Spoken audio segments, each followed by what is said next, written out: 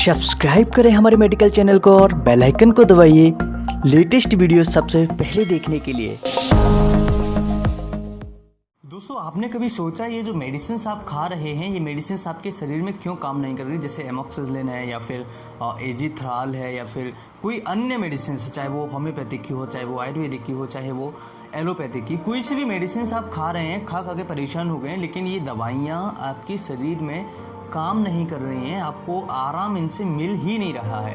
तो इसका कारण क्या है कि आपने सोचा कि इसके पीछे जो साइंस है, इसके पीछे जो रीजंस हैं, इसके पीछे जो कारण हैं, क्या आपने इन कारणों को खोजने की कोशिश की? अगर नहीं की है तो इस वीडियो को बारीकी से अंत तक ज़रूर देखिएगा, क्योंकि इस वीडियो में कुछ ऐसे कारण, कुछ ऐसी चीज़ें मैं रिवील्स करने वाला हूँ, कुछ ऐसी चीज़ें आपके सामने, कुछ ऐसे तथ्य बताने वाला हूँ जो सुनकर आप बहुत ही ज़्यादा परेशान होने लगेंगे।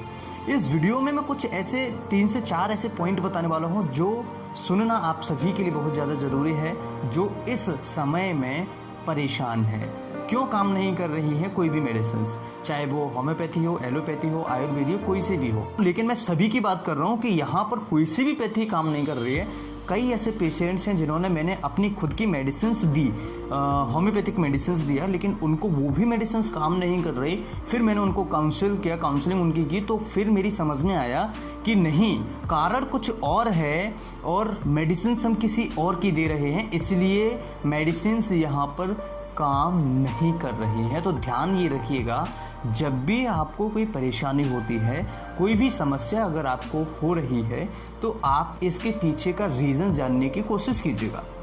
मान लीजिए आपके शरीर में कोई भी समस्या आती है, हाथ पैरों में दर्द होता है, बीपी कम होता है, या चक्कर आते हैं, या आपको कम दिखाई देता है, या फिर आपको कोई भी समस्या ईटीसी आती है, तो आप इसके पीछे कारण जो है उसका जानने का कोशिश कीजिएगा कि इसके पीछे कारण क्या रहा है। जब तक आप कारण नहीं समझेंगे, जो कॉजेस है इस बीमारी का, उसे नहीं सोचेंगे, समझेंगे, उसे खोजने की कोशिश नहीं करेंगे, तो ये बीमारी आपकी ठीक नहीं होगी। अच्छा, कई ऐसे पेशेंट्स थे मेरे पास, जो कई ऐसे पेशेंट आए थे जिनकी काउंसलिंग करने पर ही वो ठीक हो रहे हैं, यानी उनको कोई मेडिसिन देने की ज़रूरत ही नहीं है। और काफ़ी मेडिसिन वो खाने के बाद मेरे पास आए, उसके बाद हमने उसके जो काउंसलिंग की तो उनको, पेशेंट्स को रिलीफ हो गया, पेशेंट बिल्कुल ठीक हैं।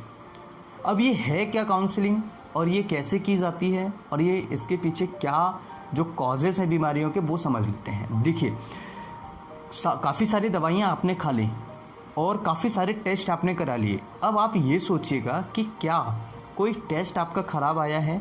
सीबीसी आपने करा लिया, एक्सरे आपने करा ली, ईसीजी आपने करा लिया, एंडोस्कोपी आपने करा लिए, और न जाने कितने तरह के एलएफटी करा लिया, बहुत सारे टेस्ट हैं, यूरिनरी फंक्शन टेस्ट करा लिया, यूरिन के और भी टेस्ट होते हैं वो करा लिया, अल्ट्रासाउंड करा लिया, लेकिन सारे टेस्ट नॉर्मल हैं और आपको समस्या कंटिन्यूसली है। अब भैया कोई ऐसी शक्ति तो है नहीं जो आप सभी को परेशान कर रही है ना?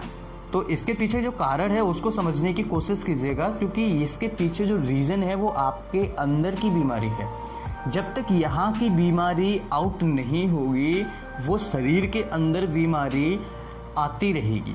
तो ये यहाँ की जो बीमारी है, इसकी जो बीमारी है, इसे रिमूव करना बहुत ज़्यादा ज़रूरी है, और ये बीमारी रिमूव होती है काउंसलिंग से। तो आज आपकी काउंसलिंग करते हैं। देखिए, मान लीजिए आपने सारे टेस्ट करा लिए और आपकी सारी रिपोर्ट्स हैं नॉर्मल आ गई।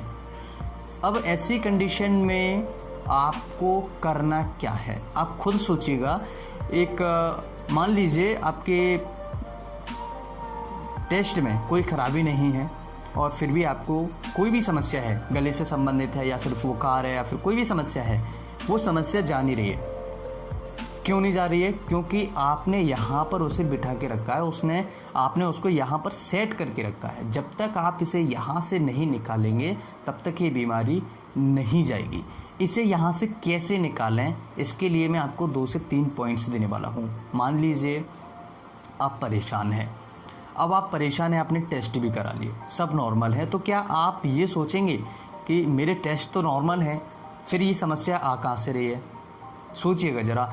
2 मिनट्स में आपको देने वाला हूँ। 2 मिनट्स तक मैं इस वीडियो को पॉज करने वाला हूँ और सोचिए, थोड़ा दिमाग पे जोर डालिएगा कि सारे टेस्ट नॉर्मल हैं, मुझे कोई टेस्ट में खराबी नहीं आई है, फिर भी मेरे शरीर में थोड़ी बहुत समस्या है। सोचिएगा कि ये क्यों हो रहा है।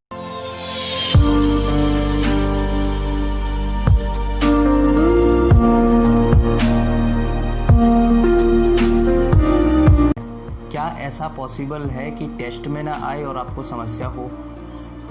अदृश्य चीज़ तो कोई है नहीं भाई। टेस्ट में अगर कोई शरीर में खराबी होगी तो वो रिपोर्ट्स में आएगी ही। आज नहीं आएगी, कल आएगी, कल नहीं आएगी, परसों आएगी, जब वो ज़्यादा बढ़ जाएगी तब आएगी, लेकिन आएगी। तो आपने एक बार 2 बार सारे टेस्ट करा लिए तो किसी न किसी एक में तो आना चाहिए ना। जब आ ही नहीं रही है तो फिर आप दवाई किस चीज़ की खा रहे हो? जब बीमारी ही नहीं है तो फिर आप दवाई किस चीज़ की खा रहे हो और क्यों खा रहे हो? आप सोचिएगा ना। अब आपके दिमाग में कुछ हलचल है कि जब मुझे कोई बीमारी नहीं है, सारे टेस्ट नॉर्मल आ रहे हैं, तो फिर मैं उल्टी सीधी दवाइयाँ क्यों खा रहा हूँ? क्यों हम इन दवाइयों का सेवन कर रहे हैं? फालतू में क्यों हम पैसा बर्बाद कर रहे हैं? तो यहाँ से इस बीमारी को निकालिए। यहाँ पर बीमारी है, यहाँ पर। ये बीमारी जब तक नहीं निकलेगी तब तक आप सही नहीं होंगे और फालतू में डॉक्टर बदलते रहेंगे, डॉक्टर चेंज करते रहेंगे, न जाने क्या क्या करते रहेंगे। अगर इस बात को आप समझ जाते हैं कि मेरे को कोई परेशानी नहीं है और फिर भी मुझे समस्या है, तो आप इसको ठीक कीजिएगा, मंथन कीजिएगा, सोचिएगा, यहाँ से बीमारी को निकाल दीजिएगा। डिप्रेशन, एंजाइटी यहाँ पर जो बैठी है ना, जो आपके दिमाग में जो चिंता हो रही है ना, आपने जिसको बिठा दिया है, इसको बाहर आउट कर दीजिए कैसे भी करके।